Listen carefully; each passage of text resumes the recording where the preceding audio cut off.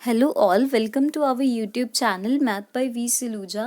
आज की हमारी वीडियो का टॉपिक है कॉम्प्लेक्स नंबर्स। आज की इस वीडियो में जो भी क्वेश्चंस लिए गए हैं वो प्रीवियस ईयर जेई मींस के पेपर से लिए गए हैं। तो आपको आइडिया होगा कि कॉम्पिटिटिव एग्जाम में इसको कैसे अटेम्प्ट करना है। आज के दोनों क्वेश्चंस जेई मेन से ही लिए गए हैं। तो चलिए वीडियो को स्टार्ट करते हैं। अगर अभी तक आपने हमारे चैनल को सब्सक्राइब और लाइक नहीं किया है तो प्लीज़ हमारे चैनल को लाइक शेयर और सब्सक्राइब ज़रूर कीजिएगा। We are doing our best to provide you best quality videos. तो चलिए स्टार्ट करते हैं। हमारा आज का पहला क्वेश्चन है, let z belongs to set of complex number with imaginary part of z is equal to 10 and it satisfies 2z minus n divided by 2z plus n is equal to 2 iota minus 1 for some natural number n। Then वो पूछ रहे हैं इसके options क्या होंगे। पहले option में उन्होंने बोला है n20 हो सकता है, रियल पार्ट ऑफ z 10 हो सकता है। नेक्स्ट ऑप्शन में बोला है n20 होगा, real part of z negative 10 हो सकता है। नेक्स्ट ऑप्शन में पूछा है कि शायद n40 आए या रियल पार्ट ऑफ z 10 होगा, और उससे नेक्स्ट ऑप्शन है n40 होगा और real part of z negative 10 होगा। कॉम्प्लेक्स नंबर एक ऐसा टॉपिक है जिसका एक क्वेश्चन ऑलमोस्ट हर बार पूछा ही जाता है जेई मेंस में। तो सबसे पहले स्टार्ट करते हैं। जब भी आप क्वेश्चन करते हैं आप उसकी स्टेटमेंट को ही ध्यान से देखिए, क्योंकि स्टेटमेंट में ही क्वेश्चन का आंसर होता है। उन्होंने बोला है जेड एक कॉम्प्लेक्स नंबर है। आप जेड को एक कॉम्प्लेक्स नंबर सपोज कर लीजिए, like x plus iota y की फॉर्म में, मतलब real part plus iota times imaginary part. फिर उन्होंने इमेजिनरी पार्ट का आंसर दिया हुआ है, आप इमेजिनरी पार्ट की वैल्यू फिल कर दीजिए। फिर उन्होंने बोला है 2z minus n upon 2z plus n 2 iota minus 1 के इक्वल है। आप यहाँ पर z की वैल्यू फिल कर दीजिए और इसको सॉर्ट कीजिए। सॉर्ट करेंगे तो आपके पास डेफिनेटली n की और रियल पार्ट की वैल्यू आ जाएगी। तो चलिए देखते हैं कैसे होगा। z एक कॉम्प्लेक्स नंबर है। कॉम्प्लेक्स नंबर का मतलब है आप z को लिख सकते हो real part of z plus iota times imaginary part of z। अच्छा, अब इमेजिनरी पार्ट ऑफ z की वैल्यू आपको 10 दी हुई थी, तो मैंने नेक्स्ट स्टेप में इमेजिनरी पार्ट ऑफ z की वैल्यू को 10 फिल कर लिया। तो z किसकी इक्वल हुआ, real part of z plus iota times 10। तो आप क्या लिख सकते हो, z is equal to, real part को मैंने अपनी तरफ से बार बार इतना लंबा मुझे लिखना ना पड़े तो मैंने उसको x सपोज कर लिया। तो z का आंसर आपके पास होगा x प्लस 10 अयोटा। अब हमें गिवन दिया हुआ है कि 2z minus n upon 2z plus n 2 iota minus 1 की इक्वल है। तो मैंने यहाँ पर जो z की वैल्यू अभी निकाली है x प्लस अयोटा 10 वो फिल किया। फिल करने के बाद ये मुझे दिखाई देगा ट्वाइस ऑफ z की वैल्यू फिल की, x plus 10 iota negative n as it is divided by twice of z की फिर वैल्यू फिल की, वो है x plus 10 iota plus n is equal to 2 iota minus 1। फिर मैंने क्या किया, जो रियल पार्ट है उसको अलग कर लिया, जो इमेजिनरी पार्ट है उसको न्यूमरेटर और डिनोमिनेटर में अलग कर लिया। तो ये बनेगा 2x minus 10 plus 20 iota divided by 2x plus n plus 20 iota is equal to 2 iota minus 1। अब अगर आप ध्यान देंगे तो डिनोमिनेटर में आपके पास कॉम्प्लेक्स नंबर बन रहा है। जब भी डिनोमिनेटर में हमारे पास कॉम्प्लेक्स नंबर बनता है तो हम डिनोमिनेटर को रियलाइज करते हैं। डिनोमिनेटर को रियलाइज करने का मतलब है, अगर आपके पास डिनोमिनेटर में अयोटा के आगे पॉजिटिव दिया है तो हम नेगेटिव लगाकर सेम टर्म को ऊपर और नीचे डिवाइड कर लेंगे। अगर डिनोमिनेटर में आपको नेगेटिव में अयोटा के आगे दिया हुआ है तो हम उसको कॉन्जुगेट करके पॉजिटिव करके डिवाइड और मल्टीप्लाई कर लेंगे। तो सेम मैंने वैसे ही किया। सबसे पहले मैंने 2x minus n plus 20 iota as it is रखा। डिनोमिनेटर में मेरे पास है 2x plus N plus 20 aorta, तो मैंने इसका कॉन्जुगेट किया। कॉन्जुगेट करके आएगा 2x plus n minus 20 iota. उसको न्यूमरेटर और डिनोमिनेटर दोनों में लिख लिया। अगर मैं इसको काट भी दूंगी तो वापस सेम पीछे वाला स्टेप आ जाएगा, मतलब मैंने कुछ भी गलत नहीं किया। Equal to 2 iota minus 1 as it is है। अब मैं क्या करूँगी, न्यूमरेटर और डिनोमिनेटर दोनों को सॉर्ट कर लूँगी। सॉर्ट करने का मतलब है न्यूमरेटर को न्यूमरेटर की टर्म से मल्टीप्लाई कर दीजिए, डिनोमिनेटर को डिनोमिनेटर की टर्म से मल्टीप्लाई कर दीजिए। 2x minus n plus 20 iota को मैंने मल्टीप्लाई कर दिया 2x plus n minus 20 aorta से, तो ये मेरे पास बना 2x minus n into 2x plus n. 2x minus n को फिर मैंने नेगेटिव 20 अयोटा से मल्टीप्लाई किया, तो ये बना negative of 2x minus n into 20 iota. फिर आपने 20 अयोटा को 2x प्लस एन से मल्टीप्लाई किया, तो ये बना 20 iota into 2x plus n. Negative 20 iota को 20 अयोटा से मल्टीप्लाई करोगे तो ये बनेगा 400 अयोटा स्क्वायर, प्लस माइनस क्या होगा, माइनस, डिवाइडेड बाय डिनोमिनेटर में आप देखिए आपको a प्लस बी और a माइनस बी का फॉर्मूला दिखाई देगा, वो होता है a square minus B square. तो मैंने इसको लिख लिया 2x प्लस एन का होल स्क्वायर नेगेटिव 20 अयोटा का whole square equal to 2 iota minus 1 as it is ही है। अब आप न्यूमरेटर को सॉल्व करेंगे तो वहाँ पर फिर से पहली टर्म में आपको a minus b a plus b का फॉर्मूला दिखाई देगा, जो होता है a square minus B square. तो आप इसको लिख लेंगे 2x इंटू 2x 4x का square negative n into n का स्क्वायर, फिर माइनस 20 आयोटा को आप 20 को आप अंदर मल्टीप्लाई कर देंगे तो ये होगा 40x minus 20n iota as it is. Next term में भी आप 20 को अंदर मल्टीप्लाई करेंगे तो ये होगा 40x प्लस 20n अयोटा बाहर है, अयोटा का स्क्वायर नेक्स्ट टर्म में हमारे पास -1 होता है, तो इसलिए नेगेटिव नेगेटिव हो गया पॉजिटिव, तो टोटल बन गया 400 divided by 2x plus N का होल स्क्वायर माइनस 20 अयोटा का स्क्वायर कितना होता है 400 अयोटा का स्क्वायर, वो लिख लिया equal to 2 iota minus 1 as it is. अब आप देखेंगे आप जो भी टर्म अयोटा के बिना है उसको एक साइड पर कर लीजिए, जो अयोटा के साथ है उसको एक तरफ इकट्ठा कर लीजिए। तो मैंने 4x square minus N square और लास्ट में जो 400 है उसको एक साथ कर लिया, और दोनों अयोटा वाली जो मिडिल वाली टर्म्स है उनको एक साथ कर लिया। तो ये बना 4x का square minus N square plus 400। अगर आप नेगेटिव को अंदर लेके जाएंगे तो ये बनेगा माइनस 40x प्लस 20n। पीछे वाली टर्म है आपके पास 40x प्लस 20n, अयोटा को मैंने बाहर निकाल लिया, divided by denominator as it is 2x plus N का होल स्क्वायर, अयोटा स्क्वायर का मतलब होता है -1, तो ये टोटल हो गया पॉजिटिव, नेगेटिव नेगेटिव हो गया positive 400 2 iota minus 1 as it is. यहाँ पर 40x के साथ 40x आपके पास कैंसिल हो जाएगा क्योंकि दोनों ऑपोजिट साइन ले रहे हैं, तो ये हमारे पास बचा। तो नेक्स्ट स्टेप में हमने जो है फ्रैक्शंस को अलग अलग कर लिया, मतलब रियल पार्ट को अलग कर लिया, इमेजिनरी पार्ट को अलग कर लिया। तो ये बना 4x square minus N square plus 400 divided by 2x plus N का होल स्क्वायर प्लस 400। ऊपर मेरे पास अयोटा वाले में बचा था 40n plus 40n iota divided by 2x plus N का whole square plus 400 is equal to 2 iota minus 1। अब अगर आप रियल और इमेजिनरी पार्ट्स को कंपेयर करेंगे तो रियल पार्ट का आंसर -1 के इक्वल होगा और इमेजिनरी पार्ट का आंसर 2 के इक्वल होगा। तो मतलब ये आएगा 4x square minus N square plus 400 divided by 2x plus N का होल स्क्वायर प्लस 400 आपके पास -1 के इक्वल होगा, और 40n divided by 2x plus N का होल स्क्वायर प्लस 400 ये अयोटा वाली टर्म है, तो राइट हैंड साइड में भी अयोटा वाली टर्म से कंपेयर होकर 2 के इक्वल आ जाएगा। अब इन दोनों टर्म्स को हम धीरे धीरे सॉर्ट करना शुरू करते हैं, और सॉर्ट करेंगे तो हमारे पास अपना आंसर आ जाएगा।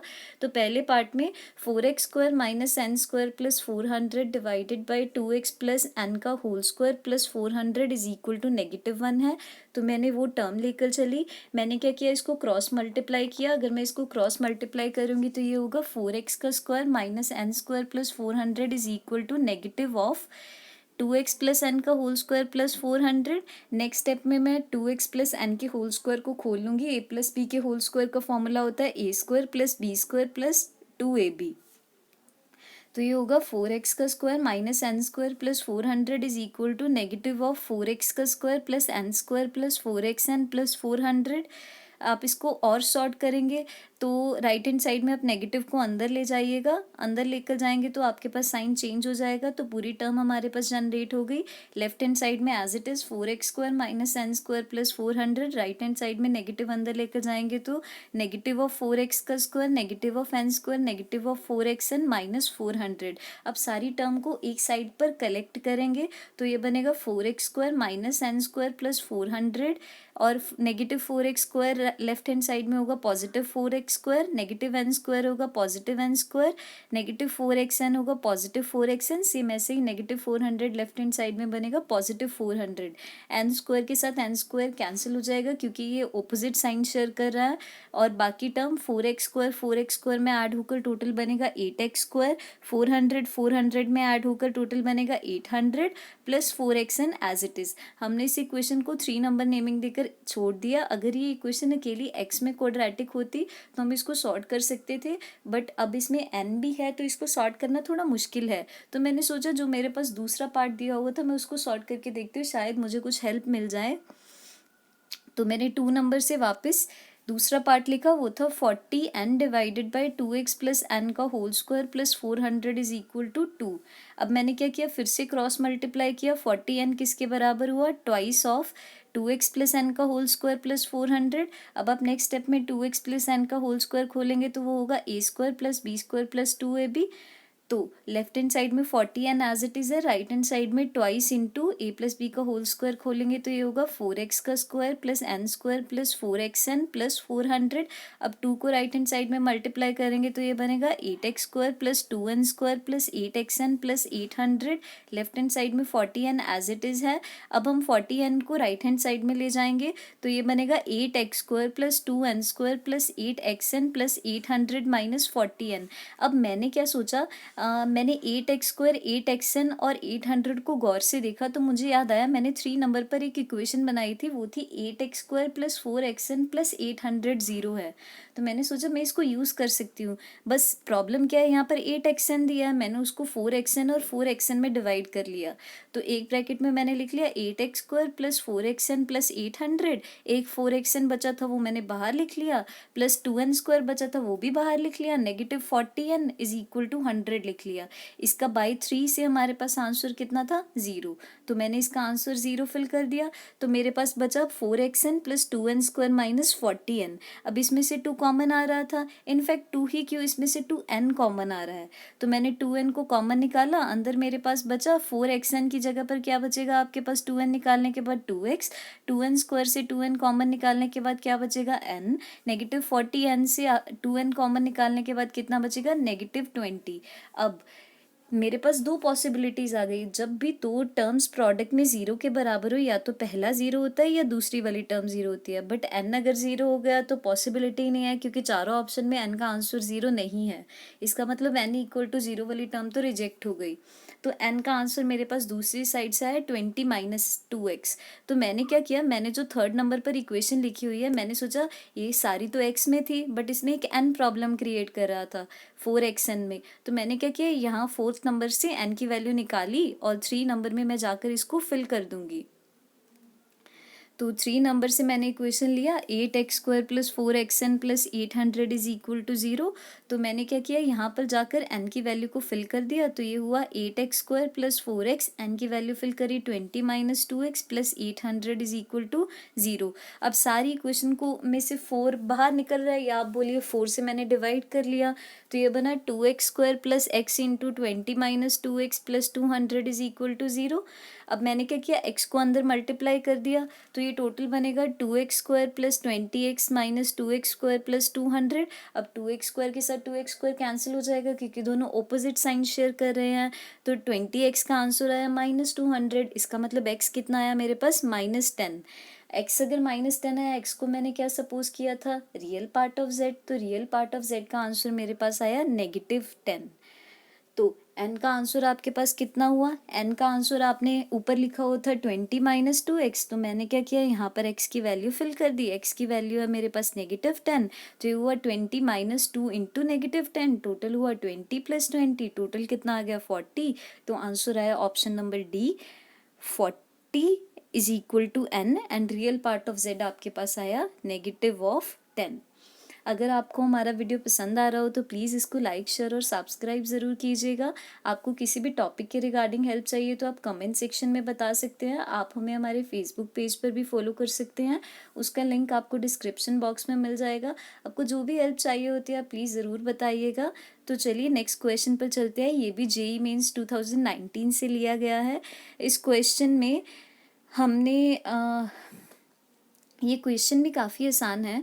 अगर आप ध्यान से देखेंगे, उन्होंने बोला if z minus alpha upon z plus alpha where alpha belongs to set of reals is purely imaginary and modulus of z is equal to 2। तो वो बोल रहे हैं आपको अल्फ़ा की वैल्यू निकालनी है। अल्फ़ा की वैल्यू के लिए उन्होंने 4 ऑप्शंस दी हैं। पहली ऑप्शन है 1/2, नेक्स्ट ऑप्शन है 2, उससे नेक्स्ट ऑप्शन है √2, उससे नेक्स्ट ऑप्शन है 1। अच्छा, सबसे पहले मैंने आपको बोला है स्टेटमेंट पर फोकस कीजिए। स्टेटमेंट में 2 ही चीज़ें दी हैं, z minus alpha upon z plus alpha, जिसमें अल्फ़ा एक रियल नंबर है और ये पूरी टर्म प्योरली इमेजिनरी है, और मॉडुलस ऑफ z 2 दिया है। तो मैंने क्या किया, सबसे पहले मैंने मॉडुलस ऑफ z लिखा, मॉडुलस ऑफ z 2 दिया है वो लिख लिया। मैंने z को एक कॉम्प्लेक्स नंबर सपोज किया, that is x plus iota y. अच्छा, मॉडुलस ऑफ z क्या होता है, under root of real part का स्क्वायर प्लस इमेजिनरी पार्ट का स्क्वायर। रियल पार्ट है x और इमेजिनरी पार्ट है y, तो मॉडुलस ऑफ z कितना हुआ, under root of x square plus y square equal to 2 है। अब मुझे अंडर रूट खत्म करना है, तो मैं बोथ साइड्स पर स्क्वायरिंग करूंगी, तो स्क्वायरिंग करने पर ये मेरे पास आएगा x square plus y square, 2 का स्क्वायर आपके पास कितना होगा 4। यहाँ तक आपने करके छोड़ दिया। अब आप ध्यान से देखिए, आपको उन्होंने बोला था z minus alpha upon z plus alpha आपके पास प्योरली इमेजिनरी है। तो मैंने क्या किया, मैंने सोचा मैं पहले z minus alpha upon z plus alpha को सॉर्ट करने की कोशिश करती हूँ। तो मैंने z की वैल्यू फिल की, जो मैंने सपोज की है वो है x प्लस अयोटा वाई। तो मैंने z की जगह उसे फिल किया, तो ये बनेगा x plus iota y minus alpha upon x plus iota y plus alpha. अब मैंने क्या किया, नेक्स्ट स्टेप में मैंने रियल और इमेजिनरी पार्ट को अलग अलग कर लिया। अलग अलग करने का मतलब है, मैंने इसको लिखा x minus alpha plus iota y divided by x plus alpha plus iota y. अब मैंने देखा डिनोमिनेटर में कॉम्प्लेक्स नंबर आ रहा है, तो कॉम्प्लेक्स नंबर को सॉर्ट करने के लिए डिनोमिनेटर में मैंने डिनोमिनेटर को रियलाइज कर दिया। डिनोमिनेटर को रियलाइज करने का मतलब है डिनोमिनेटर वाली टर्म का कॉन्जुगेट कर दीजिए, उसको ऊपर और नीचे मल्टीप्लाई कर दीजिए। तो ये होगा x minus alpha plus iota y divided by x plus alpha plus iota y. Denominator को कॉन्जुगेट करेंगे तो वो होगा x plus alpha negative of iota y. उसको मैंने न्यूमरेटर और डिनोमिनेटर दोनों में मल्टीप्लाई और डिवाइड कर लिया। अब मैं क्या करूँगी, अब मैं न्यूमरेटर और डिनोमिनेटर को सॉर्ट कर लूँगी, जैसे मैंने पिछले क्वेश्चन में किया था। अगर आप अब इसको सॉर्ट करेंगे तो ये होगा x minus alpha into x plus alpha. Next में आप x माइनस अल्फा को नेगेटिव अयोटा वाई से मल्टीप्लाई कर रहे हो, नेक्स्ट में आप अयोटा वाई को x प्लस अल्फा से मल्टीप्लाई कर रहे हो, नेक्स्ट में आप अयोटा वाई को नेगेटिव अयोटा वाई से मल्टीप्लाई करोगे, तो ये बनेगा negative iota square y square. अब अयोटा स्क्वायर हमारे पास क्या होता है, -1, तो लास्ट वाली term negative negative positive y square आ जाएगा। मैंने जहाँ पर 2 टिक लगाए हैं वो रियल पार्ट है, तो मैंने रियल को एक तरफ लिख लिया और इमेजिनरी मतलब अयोटा वाली टर्म को न्यूमरेटर में अलग से लिख लिया। तो ये बनेगा, पहली टर्म होगी x square minus alpha square, last term है पॉजिटिव ऑफ वाई स्क्वायर, वो एक ब्रैकेट में। अब दूसरी और तीसरी टर्म में से मैंने अयोटा वाई को कॉमन निकाला, नेगेटिव अंदर गया तो बना नेगेटिव एक्स प्लस अल्फा, और दूसरी टर्म में एक्स प्लस अल्फा। अब x के साथ x कैंसिल हो जाएगा, डिनोमिनेटर में x प्लस अल्फा का whole square, negative of iota square आपके पास क्या आ जाएगा, पॉजिटिव वाई स्क्वायर। अब आपने पहले निकाला था ना, ध्यान से देखिए, x प्लस वाई स्क्वायर का आंसर कितना है 4। तो मैंने क्या किया, मैंने जल्दी यहाँ पर x square plus y square का आंसर फिल किया, वो है 4 minus alpha square divided by x plus alpha square plus y square. अलग अलग कर लिया मैंने फ्रैक्शंस को, plus iota times y of 2 alpha divided by x plus alpha को whole square plus y square. अब आप ध्यान दीजिए, आपको उन्होंने बोला था z minus alpha upon z plus alpha purely imaginary है। कोई भी टर्म प्योरली इमेजिनरी तब होती है जब उसके रियल पार्ट में कुछ भी ना हो। अगर रियल पार्ट एग्जिस्ट करेगा तो वो प्योरली इमेजिनरी नहीं रहेगी। तो मैंने सोचा, उन्होंने बोला था कि ये प्योरली इमेजिनरी है, ये प्योरली इमेजिनरी तभी बनेगी जब इसके रियल पार्ट में कुछ ना हो। तो मैंने लिख लिया कि इसका रियल पार्ट डेफिनेटली 0 होना चाहिए, real part of z minus alpha upon z plus alpha 0 होना चाहिए। तो रियल पार्ट यहाँ पर ऊपर वाली टर्म में क्या था, 4 minus alpha square divided by x plus alpha का whole square plus y square is equal to 0। जब भी आप कॉम्पिटिटिव एग्जाम में मल्टीपल चॉइस क्वेश्चन को अटेम्प्ट करते हैं, आप क्वेश्चन की स्टेटमेंट देखिए, उन्होंने बोला था प्योरली इमेजिनरी मतलब रियल पार्ट ऑफ z 0 होगा। तो आपको सारा क्वेश्चन सॉल्व करने की ज़रूरत नहीं थी, आपको अकेला रियल पार्ट निकालना था, आप वो निकाल लेते जल्दी जल्दी से कैलकुलेशन करके। सारा क्वेश्चन करने की ज़रूरत नहीं थी, यहाँ पर आपको समझाना था, इसलिए मैंने सारा क्वेश्चन सॉल्व किया। तो ये टोटल बना 4 माइनस अल्फा का square divided by x plus alpha का whole square plus y square is equal to 0। अच्छा, अब अगर ये 0 के बराबर है तो 4 माइनस अल्फा स्क्वायर कितना हुआ, 0। अगर 4 माइनस अल्फा स्क्वायर 0 आ रहा है तो 4 किसके इक्वल हुआ, अल्फा स्क्वायर के। तो अल्फा की 2 पॉसिबिलिटीज़ बनी, पॉजिटिव और नेगेटिव, बट ऑप्शंस में एक ही पॉसिबिलिटी दी हुई है 2, तो इसका आंसर होगा option number B, alpha is equal to 2। अगर आपको ये वीडियो पसंद आया हो तो प्लीज़ इसको लाइक शेयर और सब्सक्राइब ज़रूर कीजिएगा। और आपको कोई भी हेल्प चाहिए हो किसी भी टॉपिक के रिगार्डिंग आप कमेंट सेक्शन में वो टॉपिक मेंशन कर दीजिएगा, मैं आपको एज सुन एज पॉसिबल उसकी वीडियो ज़रूर प्रोवाइड करूँगी। अगर आपको कोई क्वेश्चन के रिगार्डिंग भी हेल्प चाहिए, आप क्वेश्चन पोस्ट कर दीजिए, मैं उसके रिगार्डिंग आपको वीडियो बनाकर उसका सॉल्यूशन ज़रूर प्रोवाइड करूँगी। Thank you for watching our video.